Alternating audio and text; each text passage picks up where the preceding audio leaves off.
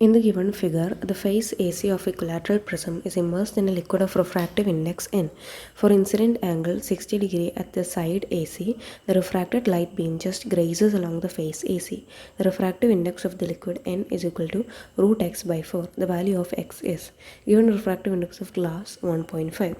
So at face AC, we have mu1, that is the glass, that is 1.5, and n of liquid is what we have to find, and I, incidence angle, is 60 degree, and refractive angle, it is given that it grazes along the face AC, so it would be along the surface, that is 90 degree. So with this we can use Snell's law to find the refractive index of liquid.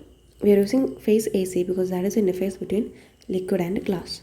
So we have Snell's law, sin I by sin R is equal to mu2 by mu1. So we have sin 60 by sin 90 is equal to mu2 is n by 1.5. So if we can take 1.5 that side, we have 1.5 into root 3 by 2, that is sin 60. Sin 90 is 1 is equal to n.